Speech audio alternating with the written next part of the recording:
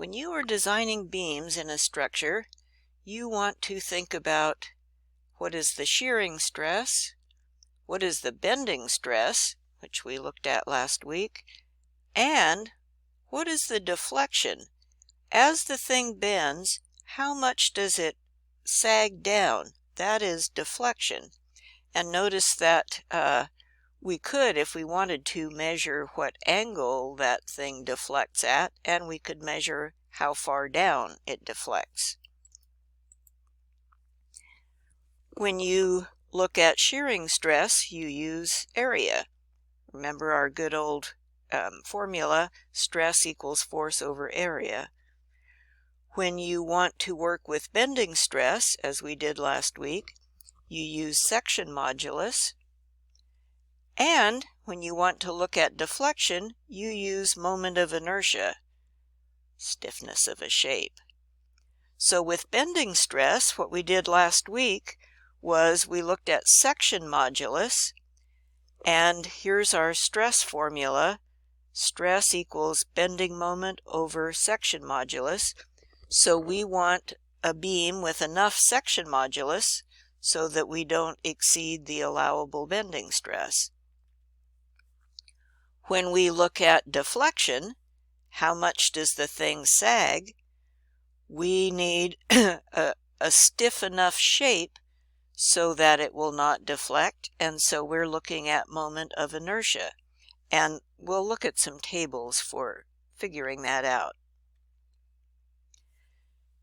When we first talked about shear and moment diagrams in structures class, we looked at how the shear diagram is always 1 degree higher than the moment diagram.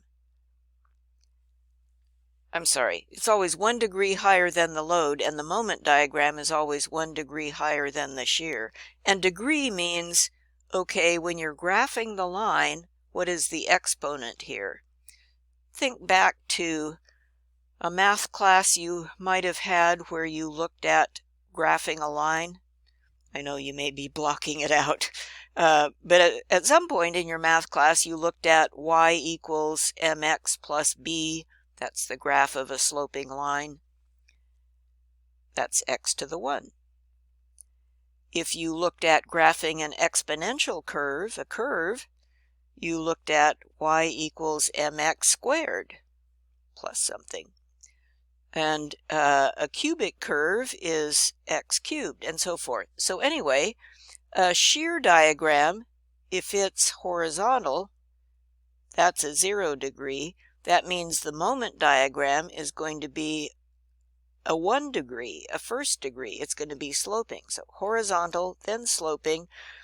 If the shear diagram were sloping, that means the moment diagram would be curving, and so forth.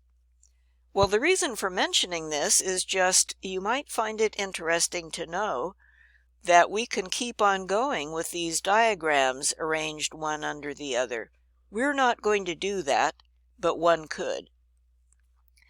Here's a beam with a distributed load. That means it's got a sloping shear diagram. That means it's got a quadratic moment diagram. That means it's got a cubic. What is this? This diagram under moment is what is the slope of that deflected area. And then under that one is a diagram of how big is the deflection. How much does it sag? And we will not use these diagrams to look at that, but one could. So why do you care? What are the problems with deflection, and why do our building codes set out how much deflection is allowable? Well, if you think about it, some problems are just unpleasant, like if there's too much deflection, the floor will bounce too much, or it might vibrate too much. But also, plaster can fall off the ceiling. Parts that you install in your building might not line up. You might not be able to open your doors or your windows.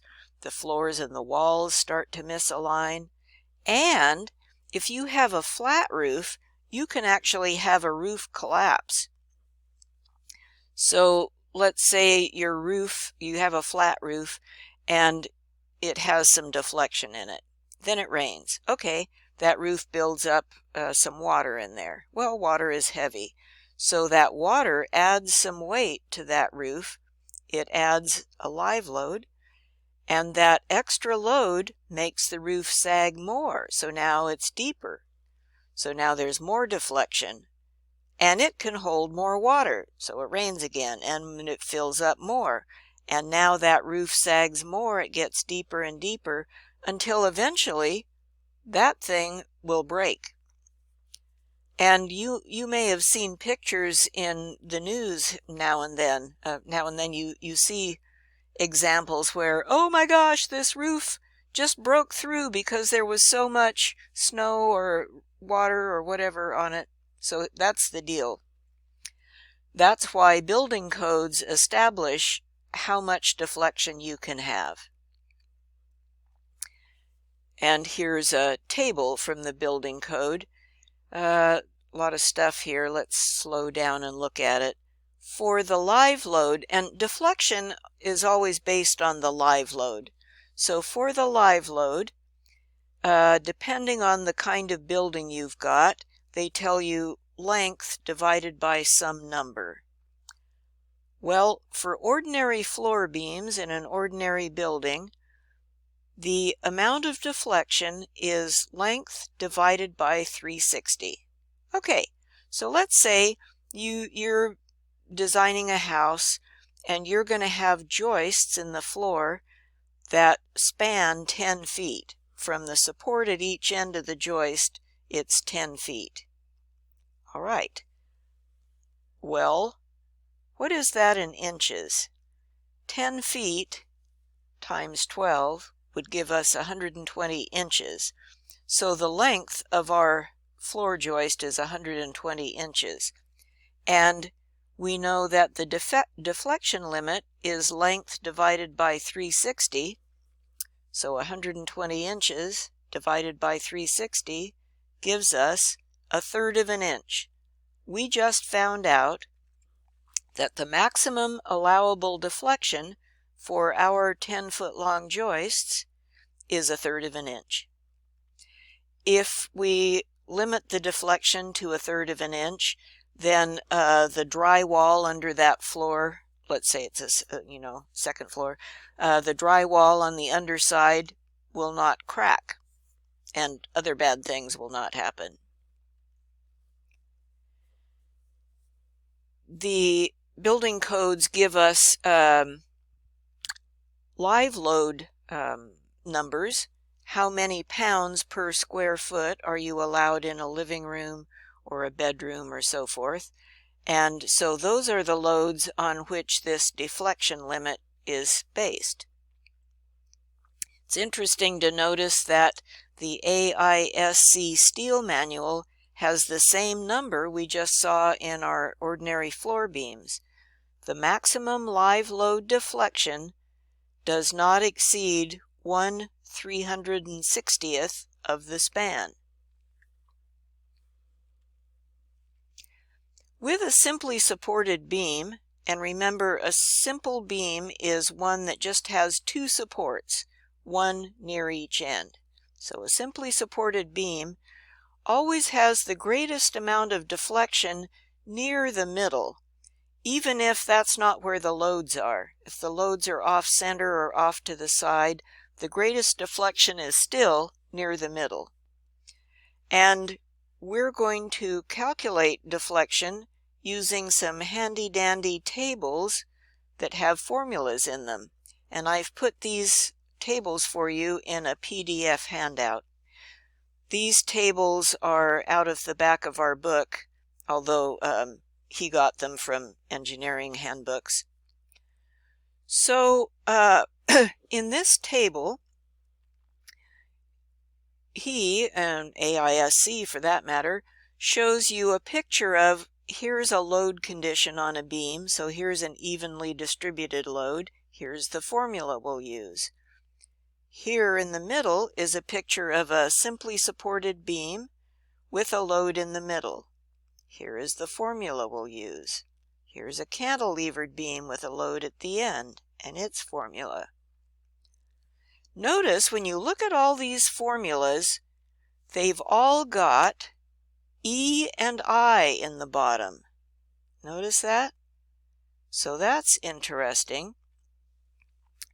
What that tells us is that as E and I get bigger, the answer to our formula is going to be a smaller number. And this triangle here is our old friend, the Greek letter delta, capital delta. So maximum deflection is a smaller number if E and I on the bottom are bigger. Okay, so what are those? What is E? Stiffness of the material. Modulus of elasticity, stiffness of the material. What is moment of inertia? Stiffness of the shape. So there are two stiffness factors in the bottom of your equation. I'm going to skip over this and just mention that if you have more than one kind of load, you just add up the deflection. So let's say you had a distributed load with a concentrated load in the middle. You would just figure how big is the deflection for the distributed load, then how big is the deflection for the concentrated load, and then you would add those two together. I don't know if you noticed, but at the bottom of these tables from our book, he gives you a conversion factor, which I don't like because it just throws just one more variable into the picture and another way I can punch the wrong button on my calculator. Well, this conversion factor, 1728, happens to be 12 cubed. Let's just ignore that, because if you convert all your numbers from feet to inches, you don't need that conversion factor. So, for example, if your length, let's say here's a simple beam with a concentrated load, and let's say the length is 20 feet. Well, that's the same as 240 inches, so just write 240 in your formula. If you have a distributed load, there's the symbol for distributed load. If, let's say, it says 36 pounds per foot, okay, if that's how much weight is on a whole foot, how much is on just an inch of it? It's going to be less, isn't it? It's going to be 1/12 as much. So if you have a distributed load of 36 pounds per foot, 36 divided by 12 gives you 3. So you will just put 3 in your formula. All right, now we'll go on in the next set of slides and look at some quiz questions.